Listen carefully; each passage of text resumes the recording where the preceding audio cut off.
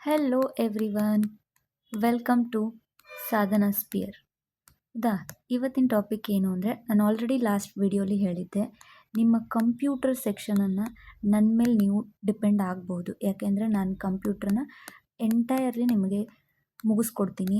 ಹಾಗೆ ಯಾವುದೇ ಎಕ್ಸಾಮ್ಸಿಗೆ ಸ್ಪೆಸಿಫಿಕಲಿ ಇವಾಗ KEಯಲ್ಲಿ ಕೇಳೋವಂಥ ಪ್ರಶ್ನೆಗಳನ್ನ ನಾನು ಸಾಲ್ವ್ ಮಾಡಿಕೊಡ್ತೀನಿ ಅಂತ ಹೇಳಿದ್ದೆ.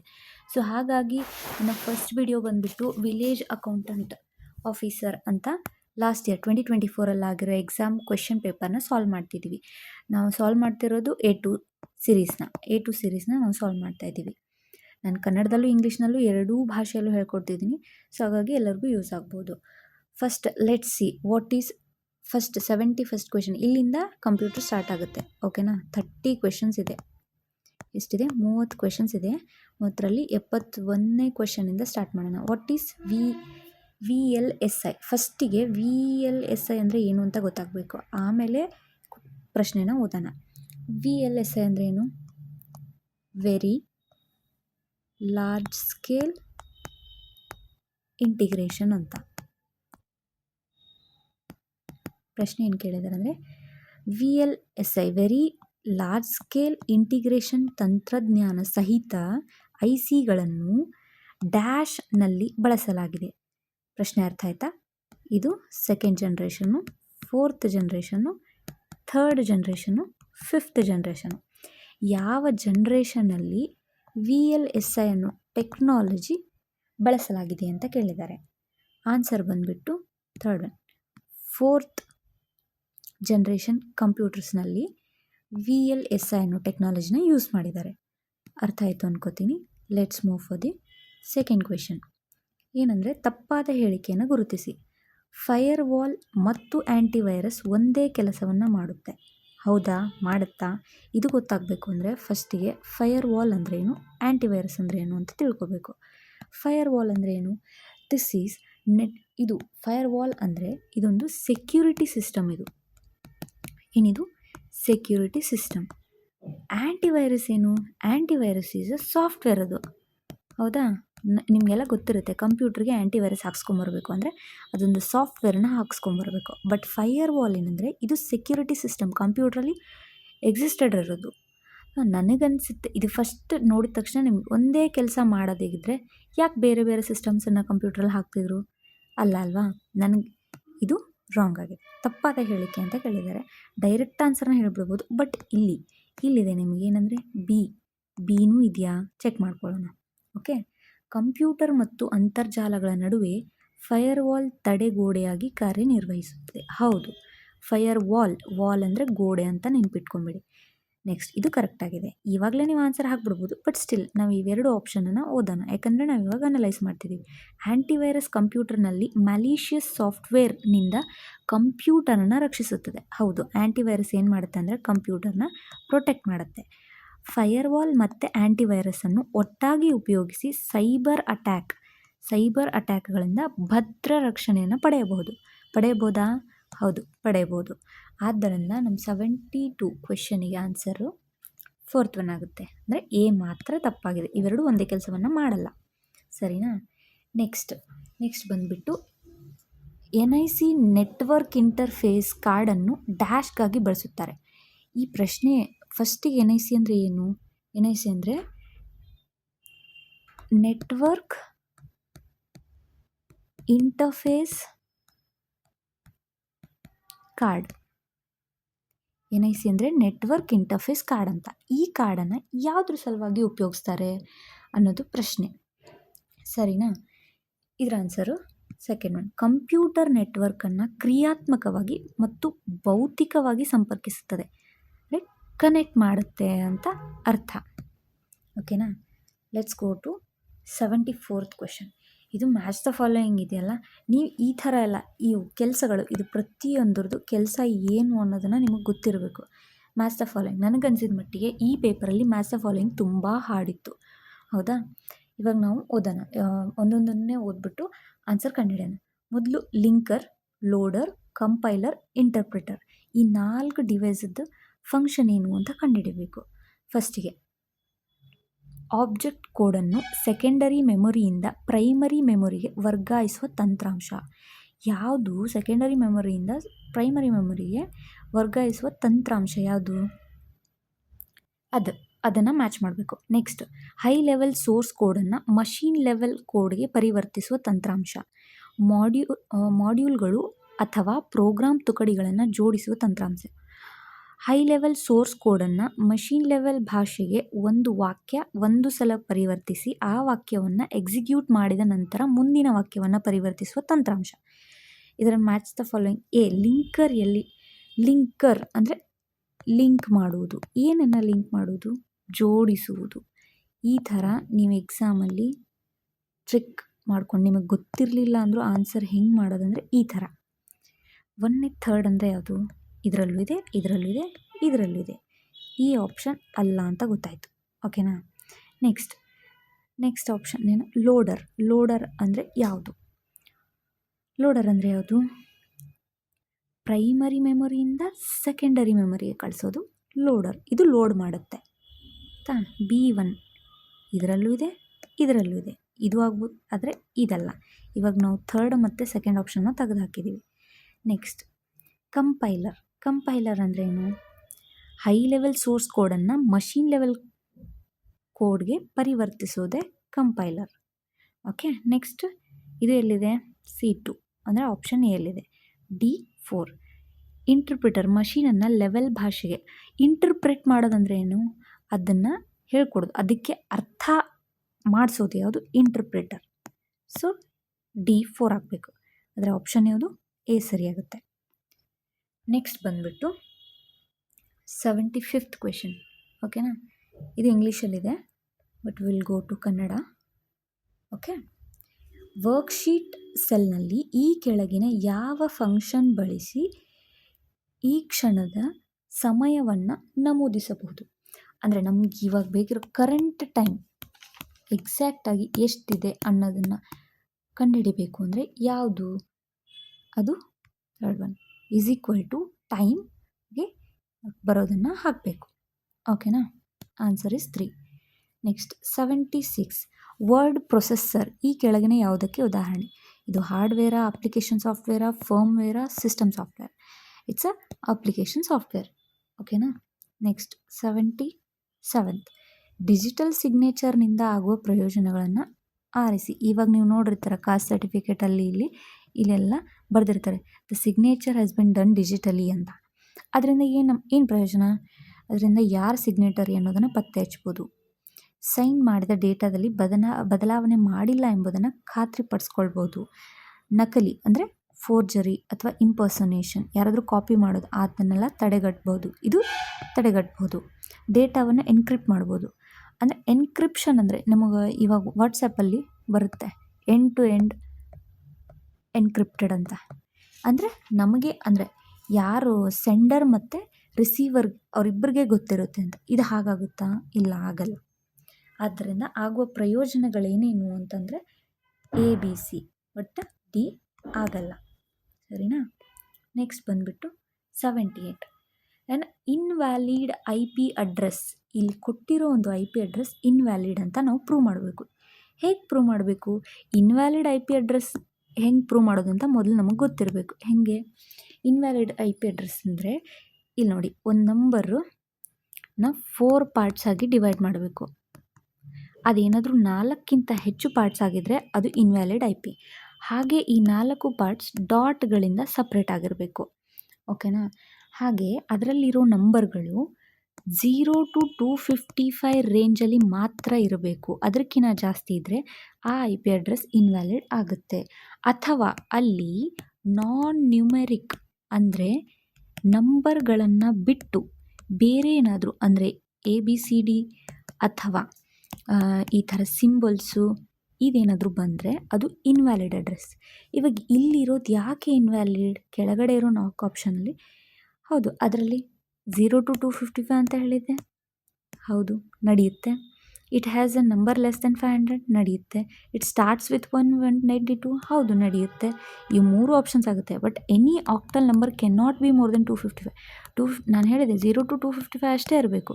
255ಕ್ಕಿಂತ ಜಾಸ್ತಿ ಇದ್ದರೆ ಅದು ಇನ್ವ್ಯಾಲಿಡ್ IP ಅಡ್ರೆಸ್ ಆಗುತ್ತೆ. ಇದು ಆಪ್ಷನ್ ಎ, ಡಿ ಓನ್ಲಿ. ಓಕೆನಾ. ನೆಕ್ಸ್ಟ್ ಬಂದುಬಿಟ್ಟು 79. ನಾನು ಇನ್ನು Microsoft Windows the file names may contain, ನಾನು ಇಂಗ್ಲೀಷಲ್ಲಿ ತೊಗೊಂಡಿದ್ದೀನಿ. ಮೈಕ್ರೋಸಾಫ್ಟ್ ವಿಂಡೋಸ್ ತಂತ್ರಾಂಶದಲ್ಲಿ ಫೈಲ್ ಹೆಸರುಗಳಿಗೆ ಇರಬಹುದಾದ ಗರಿಷ್ಠ ಕ್ಯಾರೆಕ್ಟರ್ಗಳು. ಅಂದರೆ ನೀವು ವಿಂಡೋಸಲ್ಲಿ ಸೇವ್ ಮಾಡೋ ಒಂದು ಫೈಲ್ ಹೆಸರು ಎಷ್ಟು ದೊಡ್ಡದಾಗಿರ್ಬೋದು, ಅದರಲ್ಲಿ ಎಷ್ಟು ಅಕ್ಷರಗಳನ್ನ ಹೊಂದಿರ್ಬೋದು. ಕ್ಯಾರೆಕ್ಟರ್ಸ್ ಅಂದರೆ ಅಕ್ಷರಗಳು. ಫಾರ್ ಎಕ್ಸಾಂಪಲ್ ಲೈಕ್ ABC, ಇವಾಗ ಏನೋ ಒಂದು ಸಾಧನ ಎಷ್ಟಿದೆ, 1 2 3 4 5 6 7, ಇದು 7 ಕ್ಯಾರೆಕ್ಟರ್. ಆ ಥರ ಒಂದು ಫೈಲ್ನ ಹೆಸರು ಗರಿಷ್ಠ ಎಷ್ಟು ಕ್ಯಾರೆಕ್ಟರ್ ಇರಬಹುದು? ಅದು ಮೈಕ್ರೋಸಾಫ್ಟ್ ವಿಂಡೋಸಲ್ಲಿ 255 ಇರಬಹುದು. 255 ನಡೆಯುತ್ತೆ. ನೆಕ್ಸ್ಟ್ ಮ್ಯಾಕ್ಸಿಮಮ್ 255 ಜಾಸ್ತಿ ಆಗಬಾರ್ದು. Next 80th question. ನೆಟ್ವರ್ಕ್ ಸೆಕ್ಯುರಿಟಿಯಲ್ಲಿ ಒಂದು ಎಂಟಿಟಿ ಇನ್ನೊಂದು ಎಂಟಿಟಿಯಾಗಿ ಪರಿವರ್ತಿಸಿದರೆ ಡ್ಯಾಶ್ ಆಗುತ್ತದೆ. ಏನಾಗುತ್ತದೆ? ರಿಪ್ಲೈ ಆಗುತ್ತಾ? ಇಲ್ಲ. ಮಾಡಿಫಿಕೇಷನ್ ಆಫ್ ಮೆಸೇಜಸ್ ಆಗುತ್ತಾ? ಇಲ್ಲ. ಡಿನಯಲ್ ಆಫ್ ಸರ್ವಿಸಸ್ ಆಗುತ್ತಾ? ಇಲ್ಲ. ಮಾಸ್ಕ್ವೆರಡ್ ಆಗುತ್ತೆ. ಏನಾಗುತ್ತೆ? ಮಾಸ್ಕ್ವೆರಡ್. ನೆಕ್ಸ್ಟ್ ಕ್ವೆಶನ್, ಇದು ಕನ್ನಡದಲ್ಲಿ ಓದೋಣ. ಆಕ್ಸೆಸ್ ಟೈಮ್ ಆಧಾರದ ಮೇಲೆ ಈ ಕೆಳಗಿನವುಗಳನ್ನ ಏರಿಕೆ ಕ್ರಮದಲ್ಲಿ ಜೋಡಿಸಿ. ಆಕ್ಸೆಸ್ ಟೈಮ್ ಅಂದರೆ ಏನು? ಇವಾಗ ಕ್ಲಿಕ್ ಮಾಡಿದ ತಕ್ಷಣ, ಏನೋ ಒಂದು ಕ್ಲಿಕ್ ಮಾಡಿದ ತಕ್ಷಣ ಎಲ್ಲಿ ಫಾಸ್ಟಾಗಿ ಬರುತ್ತೆ ಅದನ್ನು ಫಸ್ಟ್ ಹಾಕಬೇಕು. ಏನು? ಕೆಳಗಡೆ ಆಪ್ಷನ್ ನೋಡೋಣ.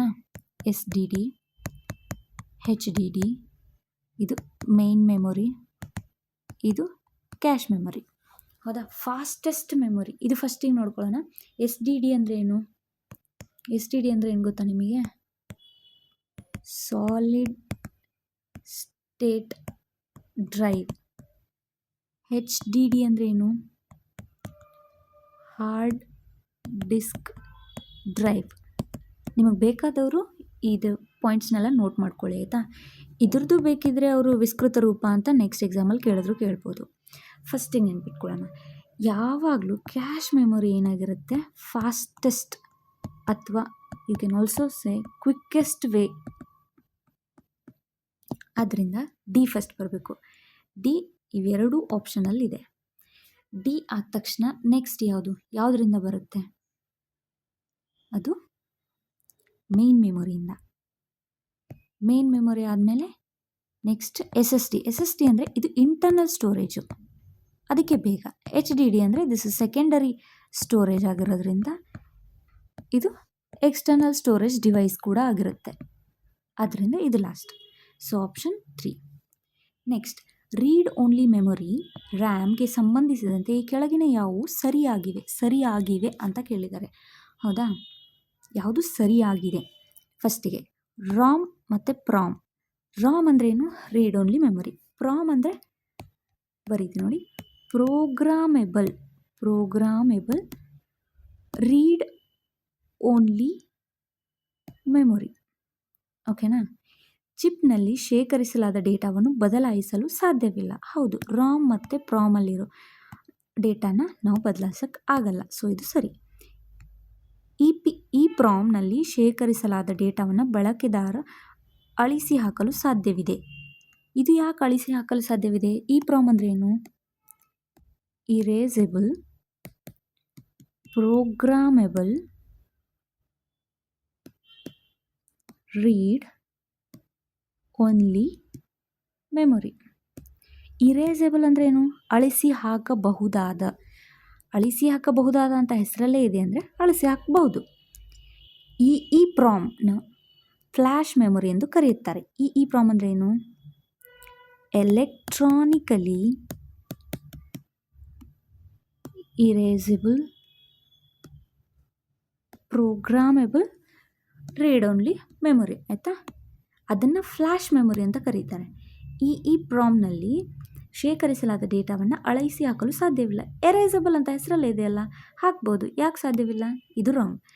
ಡಿ ರಾಂಗ್ ಆದರೆ ABC 3 ಸರಿ. ಆಪ್ಷನ್ 4. ಓಕೆನಾ? ನೆಕ್ಸ್ಟ್ 83ಲೇನು? ಆಪರೇಟಿಂಗ್ ಸಿಸ್ಟಮ್ OSನ ಕೋರನ್ನು ಏನಂತ ಕರೀತಾರೆ? ಕರ್ನಲ್ ಅಂತ ಕರೀತಾರೆ. ಹೌದಾ? Next question. ಇ ಆರ್ ಡಯಾಗ್ರಾಮ್ನಲ್ಲಿ 2 ಸಮಾನಾಂತರ ರೇಖೆಗಳು ಏನನ್ನು ಸೂಚಿಸುತ್ತದೆ? 2 ಸಮಾನಾಂತರ ಟೋಟಲ್ ಪಾರ್ಟಿಸಿಪೇಷನ್ನ ಸೂಚಿಸ್ತದೆ. ಸರಿನಾ? 85th ಕನ್ನಡದಲ್ಲಿ ತಗೊಳ್ಳೋಣ. 85th ಕೆಳಗಿನಲ್ಲಿ ಸರಿಯಾದ ಹೇಳಿಕೆಯನ್ನು ಆಯ್ಕೆ ಮಾಡಿ. Microsoft edge, safari, adobe flash, Google Chrome ಇವುಗಳು ಬ್ರೌಸರ್ನ ಗೂಗಲ್ ಕ್ರೋಮ್ ಇದೆ, ಬಟ್ ಇವೆಲ್ಲ ಹೌದಾ? ಅಲ್ಲ. MBPS ಎಂದರೆ ಮೆಗಾಬೈಟ್ಸ್ ಪರ್ ಸೆಕೆಂಡ್ ಮತ್ತು MBPS ಎಂದರೆ ಮೆಗಾಬಿಟ್ಸ್ ಪರ್ ಸೆಕೆಂಡ್. ಇಲ್ಲಿ ನೋಡಿ, ಇದು ಎರಡೂ ಉಲ್ಟಾ ಮಾಡಿದ್ದಾರೆ ಅಷ್ಟೇ. ಇದು ಸ್ಮಾಲ್ ಬಿ ಬಂದರೆ ಅದು ಬಿಟ್ಸ್, ಕ್ಯಾಪಿಟಲ್ ಬಿ ಬಂದರೆ ಅದು ಮೆಗಾಬೈಟ್ಸ್. ಓಕೆನಾ? Next, what is 2 GB is equals to 1024? Sorry, 1 GB is equals to 1024. 2 GB ಅಂದರೆ 2048 ಆಗಬೇಕಿತ್ತು. ಸೊ ಇದು wrong. Ubuntu, Red Hat Enterprise Linux ಮತ್ತು ವಿಂಡೋಸ್ XP ಇವುಗಳು ಆಪರೇಟಿಂಗ್ ಸಿಸ್ಟಮ್, ಇವು OS. ಹೌದು, OS. ಹಾಗಾದರೆ ಆನ್ಸರ್ ಡಿ ಮಾತ್ರ ಸರಿ. ಓಕೆನಾ? ನೆಕ್ಸ್ಟ್, IT ಆ್ಯಕ್ಟ್ 2000 ಸೆಕ್ಷನ್ 65 ಈ ಕೆಳಗಿನ ಯಾವುದಕ್ಕೆ ಸಂಬಂಧಿಸಿದೆ? ಇದು ಡಾಕ್ಯುಮೆಂಟನ್ನು ಟ್ಯಾಂಪರ್ ಮಾಡುವುದಕ್ಕೆ ಸಂಬಂಧಿಸಿದೆ. ಓಕೆನಾ? ಮತ್ತು 87th ಕ್ವೆಶನ್. 87th ಕ್ವೆಶನ್ ಏನು? ಇದು ಮ್ಯಾಚ್ ದ ಫಾಲೋಯಿಂಗ್. ನಾನು ಹೇಳ್ಕೊಟ್ಟಿದ್ದೀನಿ ಆವಾಗಲೇ ನಿಮಗೆ. ಮ್ಯಾಚ್ ದ ಫಾಲೋಯಿಂಗ್ ತುಂಬ ಟಫ್ ಕೇಳಿದ್ದಾರೆ ಈ ಪ್ರಶ್ನೆಯಲ್ಲಿ ಅಂತ. Auxiliary memory. ಆಕ್ಸಿಲರಿ ಮೆಮೊರಿ ಅಂದರೆ ಏನು? ಅಂದರೆ ಸೈಡ್ಗೆ ಅಥವಾ ಎಕ್ಸ್ಟ್ರಾ ಅನ್ನೋ ಒಂದು ಮೀನಿಂಗ್ ಕೊಡುತ್ತೆ ಆಕ್ಸಿಲರಿ. ಸೊ ಇದರಲ್ಲಿ ಯಾವುದು ಮೆಮೊರಿಗೆ ಸಂಬಂಧಿಸಿದ್ದಿರೋದು ಒಂದೇ, HDD. A4ಅಲ್ಲಿರೋದು ಯಾವುದು? ಆಪ್ಷನ್ 3 ಮತ್ತು ಆಪ್ಷನ್ 2. ಸೊ A4 ಆಯಿತಾ? ನೆಕ್ಸ್ಟು ಪ್ರಿಂಟರ್ಸ್ ಕೇಳಿದ್ದಾರೆ. ಪ್ರಿಂಟರ್ಸಲ್ಲಿ ಇರೋದೇ 2 ಟೈಪ್ಸು, ಒಂದು ಇಂಪ್ಯಾಕ್ಟ್ ಪ್ರಿಂಟರ್, ಇನ್ನೊಂದು non impact printer. So impact printer ಯಾವುದು? Dot matrix. Non impact laser printer. ಆಮೇಲೆ ಮೇಲೆ ಓದಿದ್ವಿ EEPROM ಅಂದರೆ ಫ್ಲ್ಯಾಶ್ ಮೆಮೊರಿ ಅಂತ. ಸೊ ಆನ್ಸರ್ ಏನಾಗುತ್ತೆ? 3rd one. ಗೊತ್ತಾಯಿತು ಅನ್ಕೋತೀನಿ. Let's go to 88th question. Data ಬೇಸ್ಗೆ ಸಂಬಂಧಿಸಿದ ಈ ಕೆಳಗಿನ ಹೇಳಿಕೆಗಳನ್ನು ಯಾವುದು ಸರಿ ಯಾವುದು ತಪ್ಪು ಎಂದು ಗುರುತಿಸಿ. ವೀವ್ ಎಂಬುದು ಉಳಿದ ಟೇಬಲ್ಗಳಿಂದ ಡಿರೈವ್ ಮಾಡಲಾಗಿರುವ ಒಂದು ಟೇಬಲ್ ಆಗಿರುತ್ತದೆ. ವೀವ್ನಲ್ಲಿರುವ ದತ್ತಾಂಶಗಳು ಸದಾ ಭೌತಿಕವಾಗಿ ಸಂಗ್ರಹಿಸಲ್ಪಡುತ್ತದೆ. ಹೌದಾ? ಸದಾ, ಆಲ್ವೇಸ್ ಅಂತ ಬಂದರೆ ಯಾವಾಗಲೂ ಒಂದು ಸ್ಟೆಪ್ ಬ್ಯಾಕ್ ತಗೊಳ್ಳಿ, ಅದು ತಪ್ಪಾಗಿರ್ಬೋದು. ಸೊ ಇದರ ಆನ್ಸರು A ಸರಿ, B ತಪ್ಪು. Let's move to the next question. ಬನ್ನಿ. 89th. ಹೆಸರು, ಮೊದಲ ಹೆಸರು, ಮಧ್ಯದ ಹೆಸರು, ಕೊನೆಯ ಹೆಸರು. ಈ ಥರ ಡೈಗ್ರಾಮ್ ಅಂದರೆ ಈ ಡೇಟಾನ ಏನಂತ ಕರೀತಾರೆ? ತರಹದ ಆಟ್ರಿಬ್ಯೂಟ್ ಆಗಿದೆ. ಸಿಂಪಲ್ ಅಂದರೆ ಸುಮ್ಮನೆ ಹಿಂಗೆ ಅಂದ್ಕೊಟ್ಬಿಟ್ಟು ಇದು ಸಿಂಪಲ್. ಓಕೆ. ಮಲ್ಟಿ ವ್ಯಾಲ್ಯೂಡ್ ಅಂದರೆ ಈ ಥರ ತುಂಬ ಡಿರೈವ್ ಆಗಿರೋದು. ನೆಕ್ಸ್ಟ್, ಡಿರೈವ್ಡ್ ಅಂದರೆ ಇದರಿಂದ ಇದು ಬಂದಿರೋದು. ಕಾಂಪೋಸಿಟ್ ಅಂದರೆ ಈ ಥರ ಟ್ರೀ ಥರ ಬಂದಿರೋದು, ಇದು ಕಾಂಪೋಸಿಟ್. ಸೊ ಆನ್ಸರ್ ಬಂದುಬಿಟ್ಟು ಕಾಂಪೋಸಿಟ್. ನೆಕ್ಸ್ಟ್ 90. 127.54ನ ಆಕ್ಟಲ್ ಸಂಖ್ಯೆ ಡೆಸಿಮಲ್ಗೆ ಸಮಾಂತರ ಸಂಖ್ಯೆ ಯಾವುದು? ಇದನ್ನು ಆಕ್ಟಲ್ ನಂಬರ್ ಕಂಡುಹಿಡಿಯೋದು ಹೆಂಗೆ ಅಂತ ನಾನೊಂದು ಎಕ್ಸಾಂಪಲ್ ಇದನ್ನೇ ಸಾಲ್ವ್ ಮಾಡಿ ತೋರಿಸ್ತೀನಿ. 127 ಅಂತ ಕೊಟ್ಟಿದ್ದಾರೆ. ಸಾರಿ, ಲೆಟ್ಸ್ ಯೂಸ್ ಪೆನ್. ಓಕೆ. 127 ಅಂತ ಕೊಟ್ಟಿದೆ. ಕಲರ್ ಬೇರೆ ಯೂಸ್ ಮಾಡೋಣ ಇರಿ.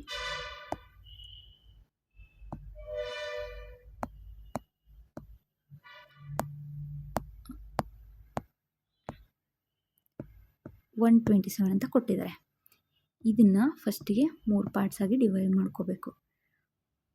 ಆಕ್ಟಲ್ ನಂಬರ್ ಅಂದರೆ 1 8 to the power 2, ಇದು 2 into 8 to the power 1, 7 into 8 to the power 0. ಹೇಗೆ ಅಂದರೆ ಲಾಸ್ಟ್ ಡಿಜಿಟ್ಗೆ 0 ಬರಬೇಕು, ಆಮೇಲೆ ಅದಕ್ಕಿಂತ ನೆಕ್ಸ್ಟ್ ಡಿಜಿಟಿಗೆ 1, ಆಮೇಲೆ ನೆಕ್ಸ್ಟ್ 2. ಇಲ್ಲಿ ಮತ್ತೆ ಒಂದು ನಂಬರ್, ಇವಾಗ ಒಂದು 4 ಇತ್ತು ಅಂದ್ಕೊಳ್ಳಿ, ಇಲ್ಲೇನು ಮಾಡಬೇಕು 4 into 8 to the power 3 ಈ ಥರ ತೊಗೋಬೇಕು. ಬಟ್ ಕರೆಂಟ್ಲಿ ನಮಗೆ 3 ಡಿಜಿಟ್ಸ್ ಇರೋದ್ರಿಂದ ಇದು ನೀಡ್ ಇಲ್ಲ. ಸೊ ಇದೆಷ್ಟಾಗುತ್ತೆ? 8 square is 64 into 1 64. Okay. Plus 8 power 1 8 into 2 16 ಆಗುತ್ತೆ. ಪ್ಲಸ್ 8 power 0 ಅಂದರೆ 1 ಆಗುತ್ತೆ. 7 into 1 ಏನಾಗುತ್ತೆ? 7 ಆಗುತ್ತೆ. ಇದು ಅಷ್ಟನ್ನು ಕೂಡಿದರೆ ಎಷ್ಟು ಬರುತ್ತೆ ಅಂದರೆ 87 ಬರುತ್ತೆ. ಹೌದಾ? 87 ಯಾವ ಆಪ್ಷನಲ್ಲಿದೆ? ಇಲ್ಲ ಇಲ್ಲ ಇಲ್ಲ ಇದು. You can also do. ಇದು ಪಾಯಿಂಟಲ್ಲಿರೋದನ್ನು ಕೂಡ ಮಾಡ್ಬೋದು, ಬಟ್ ನಮಗೆ ಬೇಕಾಗಿರೋ ಆನ್ಸರ್ ಬಂದಾಯಿತು. ಇವಾಗ ಇದು ಅರ್ಥ ಆಯಿತು ಅನ್ಕೋತೀನಿ. Let's move to the next question. ಸರಿಯಾದ ವಾಕ್ಯಗಳನ್ನು ಗುರುತಿಸಿ. ಬೈನರಿ ನಂಬರ್ ವ್ಯವಸ್ಥೆಯಲ್ಲಿ 0 ಮತ್ತು 1 ಅಂಕಗಳು ಮಾನ್ಯವಾಗಿ. ಹೌದು, ಬೈನರಿ ಸಿಸ್ಟಮ್ ಅಂದ್ರೇ 0 ಆ್ಯಂಡ್ 1 ಅಂತ. So correct. ಹೆಕ್ಸಾಡೆಸಿಮಲ್ ನಂಬರ್ ವ್ಯವಸ್ಥೆಯಲ್ಲಿ ನಂಬರ್ ವ್ಯವಸ್ಥೆಯಲ್ಲಿ ಎಫ್ ಅನ್ನು ಉಪಯೋಗಿಸುವುದಿಲ್ಲ. ಯಾಕೆ ಉಪಯೋಗಿಸೋದಿಲ್ಲ? ಉಪಯೋಗಿಸ್ತಾರೆ. ಆಕ್ಟಲ್ ನಂಬರ್ ವ್ಯವಸ್ಥೆಯಲ್ಲಿ ಬೇಸ್ 8 ಆಗಿರುತ್ತೆ. ಹೌದು, 8 ಆಗಿರುತ್ತೆ. ನೆಕ್ಸ್ಟ್ ABCZH9 ಒಂದು ಮಾನ್ಯ ಹೆಕ್ಸಾಡೆಸಿಮಲ್ ನಂಬರ್ ಆಗಿದೆ. ಇಲ್ಲ, ಇದು ನಾವು. ಸೊ ಆಪ್ಷನ್ ಎ ಮತ್ತು ಸಿ ಯಾವುದು? 4th one. ನೆಕ್ಸ್ಟ್ 92 ಅಲ್ಲಿ ಲೇಯರ್ಗಳು ಮತ್ತು ಪ್ಯಾಕೆಟ್ ಹೆಸರನ್ನು ಕೊಟ್ಟಿದ್ದಾರೆ. ಇದನ್ನು ನನಗನ್ಸುತ್ತೆ ನೀವೆಲ್ಲರೂ ಬೈ ಹಾರ್ಟ್ ಮಾಡಲೇಬೇಕಾಗುತ್ತೆ. ಸೊ ಲೆಟ್ಸ್ ಜಸ್ಟ್ ಡೈರೆಕ್ಟ್ಲಿ ಹೇಳ್ಕೊಡ್ತೀನಿ. ಅಪ್ಲಿಕೇಶನ್ ಲೇಯರ್ ಬಂದುಬಿಟ್ಟು ಇದು ಮೆಸೇಜು. ನೆಕ್ಸ್ಟ್ ಟ್ರಾನ್ಸ್ಪೋರ್ಟ್ ಲೇಯರ್ ಬಂದುಬಿಟ್ಟು ಇದು segment user datagram. Next network layer ಇದು ಡೇಟಾಗ್ರಾಮು. ನೆಕ್ಸ್ಟ್ ಇದು 3 frame data link layer. Next physical layer ಏನಂದರೆ ಬಿಟ್ಸ್. ಇದು ಆಪ್ಷನಲ್ಲಿ ಯಾವುದಿದೆ? ಸೊ ಇದು ಆಪ್ಷನ್ 2 ಬರುತ್ತೆ. ಓಕೆನಾ? ನೆಕ್ಸ್ಟ್ ಥರ್ಡ್ ಕ್ವೆಶನಿಗೆ ಹೋಗೋಣ. 93 ಅಲ್ಲೇನು? ಇದು ಮ್ಯಾಚ್ ದ ಫಾಲೋಯಿಂಗೆ. ಸೊ ಮ್ಯಾಚ್ ದ ಫಾಲೋಯಿಂಗಲ್ಲಿ ಏನು ಕೇಳಿದ್ದಾರೆ? First normal form, second normal form, third normal form, BCNF. First normal form ಯಾವುದಕ್ಕೆ ಮ್ಯಾಚ್ ಆಗುತ್ತೆ? Atomicity. Second normal form full functional dependency. Third normal form transitive dependency. BCNF non trivial functional dependency. BCNF ಅಂದರೆ ಏನು? ಬರೀತೀನಿ ನೋಡಿ. Boyce Codd normal form. ಇದರೊಂದು full form ಅಥವಾ ವಿಸ್ತೃತ ರೂಪ. ಸೊ ಇದರ ಆನ್ಸರ್ ನಾವು ಮ್ಯಾಚ್ ಮಾಡಿದ ಪ್ರಕಾರ ಯಾವುದಕ್ಕೆ ಬರುತ್ತೆ? ಸೆಕೆಂಡ್. ಓಕೆನಾ? ಮತ್ತು 94 ಬಂದುಬಿಟ್ಟು ಮತ್ತೆ ಒಂದು ಮ್ಯಾಚ್ ದ ಫಾಲೋಯಿಂಗ್. ನಾನು ಹೇಳಿದ್ದೆ ನಿಮಗೆ ಮ್ಯಾಚ್ ದ ಫಾಲೋಯಿಂಗ್ ತುಂಬ ಕೇಳಿದ್ದಾರೆ, ತುಂಬ ಕಷ್ಟ ಕೂಡ ಕೇಳಿದ್ದಾರೆ ಅಂತ. 94th ಕೋಎಕ್ಸಿಯಲ್ cable. ಇಲ್ಲಿ ಕೇಬಲ್ ಬಗ್ಗೆ ಒಂದು covered with a metal foil, ಇನ್ನೊಂದು ಕಾಪರ್ ವೈರ್, ಇವೆರಡು ಕೇಳಿದ್ದಾರೆ. Unshielded twisted pair cable. Unshielded twisted paired cable. Okay. Unshielded ಇದು ಫಸ್ಟ್ ಒನ್. ಕೋಆಕ್ಸಿಯಲ್ ಕೇಬಲ್ ಬಂದುಬಿಟ್ಟು ಬಿ. ಇದು ಅನ್ಶೀಲ್ಡೆಡ್ ಟ್ವಿಸ್ಟೆಡ್ ಕೇಬಲ್ ಬಂದುಬಿಟ್ಟು RJ45 connector. Next optical fibre cable ಏನಂತಂದರೆ transmits data in the form of light. Shielded twisted pair cable ಅಂದರೆ ಇದಕ್ಕೆ metal foil cover ಆಗಿರುತ್ತೆ ಆಯಿತಾ. Shielded ಅಂದರೆ ಮೇಲೆ ಕವರ್ ಆಗಿರೋದು, ಅಂದರೆ ಮೆಟಲ್ ಫಾಯಿಲಿಂದ ಕವರ್ ಮಾಡಿದ್ದಾರೆ ಅಂತ ಅರ್ಥ. Next -IP address uses. ಕನ್ನಡದಲ್ಲಿ ಹೇಳ್ಕೊಡ್ಬೇಕಿತ್ತಲ್ವ, ಸಾರಿ. ಇದನ್ನು ಹೇಳ, ಇದು ಸೇಮ್ ಅದೇ ಕನ್ನಡದ ಟ್ರಾನ್ಸ್ಲೇಷನ್. ಇದನ್ನೇನು ಕನ್ನಡದಲ್ಲಿ ಬರೆದಿಲ್ಲ ಅವರು, ಜಸ್ಟ್ ಸ್ಕ್ರಿಪ್ಟ್ ಚೇಂಜ್ ಮಾಡಿದ್ದಾರೆ ಅಷ್ಟೇ. IP ವಿಳಾಸಗಳು ನೆಟ್ವರ್ಕ್ಗಾಗಿ 8 ಬಿಟ್ ಮತ್ತು ಹೋಸ್ಟ್ಗಾಗಿ 24 ಬಿಟ್ಗಳನ್ನ ಬಳಸುತ್ತೆ. ಯಾವುದಂತಂದರೆ ದಟ್ ಈಸ್ ಕ್ಲಾಸ್ ಎ. ಇದು ನೆಟ್ವರ್ಕ್ಗಾಗಿ 8 ಬಿಟ್ಸ್, ಹೋಸ್ಟ್ಗಾಗಿ 24 ಬಿಟ್ಸ್. ಓಕೆನಾ? ಅರ್ಥ ಆಗಿದೆ ಅನ್ಕೋತೀನಿ. ಇದು 8 ಬಿಟ್ಸ್, 24 ಬಿಟ್ಸ್ ಫಾರ್ ಹೋಸ್ಟ್. ಯಾವುದು? Class A. ನೆಕ್ಸ್ಟ್ ISO ಅಂದರೆ ಏನು? Open system interconnection. ಇದನ್ನ ಏನಂತೀವಿ? IOS ಮಾದರಿಯಲ್ಲಿ ಈ ಕೆಳಗಿನ ಯಾವ ಲೇಯರ್ ಡೈಲಾಗ್ ಕಂಟ್ರೋಲ್ ಮತ್ತು ಸಿಂಕ್ರನೈಸೇಷನ್ ಕೆಲಸವನ್ನು ಮಾಡುತ್ತೆ? ಡೈಲಾಗ್ ಕಂಟ್ರೋಲ್ ಮತ್ತು ಸಿಂಕ್ರನೈಸೇಷನ್ ಮಾಡೋದು ಸೆಷನ್ ಲೇಯರ್. ಗೊತ್ತಾಯ್ತಾ? Let's go to 97th. Access ಮಾಡುವ ವೇಗವನ್ನು ಆವಾಗಲೇ ನಾವು ಓದಿದ್ವಿ, ಗೊತ್ತಾ? ಆಕ್ಸಸ್ ಟೈಮ್ ಅಂತ ಟೈಮ್ ಓದಿದ್ವಿ. ಪರಿಗಣಿಸಿ, ಅತಿ ವೇಗದಿಂದ ಪ್ರಾರಂಭಿಸಿ ನಿಧಾನಗತಿಯ ಕಡೆಗೆ ಜೋಡಿಸಿ. ಯಾವುದ್ಯಾವುದು? RAM, register, secondary memory, cash. ಆಗಲೇ ಓದಿದ್ವಿ. Cache is the fastest or quickest ಅಂತ ಓದಿದ್ವಿ, ಸರಿನಾ? ಹಾಗಾದರೆ ಮೊದಲು ಬರಬೇಕಾಗಿರೋದು ಕ್ಯಾಶ್, ಇರೋದೇ ಒಂದೇ ಆಪ್ಷನ್. ಸೊ ಬಟ್ ಆದರೂ ನಾವು ಹೇಳೋಣ, ಕ್ಯಾಶ್ ಆದಮೇಲೆ ರಿಜಿಸ್ಟರ್ ಬರುತ್ತೆ, ಆಮೇಲೆ ಸೆಕೆಂಡರಿ ಸ್ಟೋರೇಜ್, ಆಮೇಲೆ ರ್ಯಾಂಡಮ್ RAM ಅಂದ್ರೇನು? Random access memory. ಓಕೆನಾ? Okay. Next 98th question. 98th ಕ್ವೆಶನಲ್ಲಿ ಆನ್ಸರು ಅವ್ರೇನು ಕೇಳಿದ್ದಾರೆ? ನಾವು ಸಾರಿ ಕ್ಯಾಶ್ ಫಾಸ್ಟೆಸ್ಟ್ ಮತ್ತು ಕ್ವಿಕ್ಕೆಸ್ಟ್ ಹೌದು, ಬಟ್ ಅದಕ್ಕಿಂತ ಜಾಸ್ತಿ ರಿಜಿಸ್ಟರ್ಡ್ ಆಗಿರೋದು, sorry I am very sorry, ನಾನು ಫಸ್ಟ್ ಇದು ಅಂದ್ಕೊಂಡ್ಬಿಟ್ಟೆ, ಸಾರಿ ಆಪ್ಷನಲ್ಲಿ ಇದು ನಾನು ನೋಡಲಿಲ್ಲ. ಸೆಕೆಂಡರಿ ಮೆಮೊರಿ ಲಾಸ್ಟಾಗಿ ಬರೋದು, I am so sorry, secondary memory last ಬರೋದು. ಸೊ ಇದು ಆಪ್ಷನ್ನಲ್ಲಿ ಚೆಕ್ ಮಾಡಬೇಕು. ರ್ಯಾಮ್ ಬರಲ್ಲ, ರ್ಯಾಮ್ ಯಾವಾಗೂ ಬರಲ್ಲ, ರ್ಯಾಮ್ ಲಾಸ್ಟ್ ಬಟ್ ಸೆಕೆಂಡ್. ಹಾಗಾಗಿ ಫಸ್ಟ್ ರಿಜಿಸ್ಟರ್, ಆಮೇಲೆ ಕ್ಯಾಶು, ಆಮೇಲೆ ರ್ಯಾಮು, ಆಮೇಲೆ ಸೆಕೆಂಡರಿ ಸ್ಟೋರೇಜ್, ಇದು slow. Okay. Next 98th question ಏನು? ಇಂಟರ್ಪ್ರಿಟರ್ಗೆ ಸಂಬಂಧಿಸಿದಂತೆ ಈ ಕೆಳಗಿನ ಯಾವ ಹೇಳಿಕೆಗಳು ಸರಿಯಾಗಿ? ಇಂಟರ್ಪ್ರಿಟರ್ಗೆ ಹೈ ಲ್ಯಾಂಗ್ವೇಜ್ನಿಂದ ಮಷಿನ್ ಲ್ಯಾಂಗ್ವೇಜ್ ಭಾಷಾಂತರ ಮಾಡುತ್ತದೆ. ಹೌದು, ಇದು ಭಾಷಾಂತರ, ಟ್ರಾನ್ಸ್ಲೇಟರ್ ಅಂತಲೇ ಅರ್ಥ. ನೆಕ್ಸ್ಟ್, ಇಂಟರ್ಪ್ರಿಟರ್ಗೆ ಒಂದು ಬಾರಿಗೆ ಒಂದು ವಾಕ್ಯವನ್ನು ಭಾಷಾಂತರ ಮಾಡುತ್ತದೆ. ಹೌದು, ಒನ್ ಟೈಮ್ ಒನ್ ಸೆಂಟೆನ್ಸ್ ಮಾತ್ರ ಮಾಡುತ್ತೆ. ಇಂಟರ್ಪ್ರಿಟರ್ಗೆ ಭಾಷಾಂತರ ಮಾಡಿದ ಕೂಡಲೇ ವಾಕ್ಯವನ್ನು ಎಕ್ಸಿಕ್ಯೂಟ್ ಮಾಡುವುದಿಲ್ಲ, ಮಾಡುತ್ತೆ, ಎಕ್ಸಿಕ್ಯೂಟ್ ಕೂಡ ಮಾಡುತ್ತೆ. ಸೊ ಇದು ಸಿ ರಾಂಗ್ ಆಗಿದೆ. ಇಂಟರ್ಪ್ರಿಟರ್ಗೆ ಸಂಪೂರ್ಣ ಪ್ರೋಗ್ರಾಮನ್ನು ಒಂದೇ ಬಾರಿಗೆ ಆಬ್ಜೆಕ್ಟ್ ಪ್ರೋಗ್ರಾಮ್ಗೆ ಸಾರಿ, ಇದು ಒನ್ ಟೈಮ್ ಒನ್ ಸೆಂಟೆನ್ಸ್ ಅಷ್ಟೇ, ಒಂದು ಪ್ರೋಗ್ರಾಮ್ನ ಮಾಡೋಕ್ಕಾಗಲ್ಲ. ಸೊ A and B ಸರಿಯಾಗಿದೆ. ನೆಕ್ಸ್ಟ್ 99, ಈ ಕೆಳಗಿನ ಆಫೀಸ್ ಆಟೋಮೇಷನ್ ಟೂಲ್ನ ವಿಧವನ್ನು ಅವುಗಳ ಉದಾಹರಣೆಯೊಂದಿಗೆ ಹೊಂದಿಸಿ ಬರೆಯಿರಿ. ಮತ್ತು ಇದನ್ನು ಹೊಂದಿಸಿ ಬರಿಬೇಕು. Next, remote work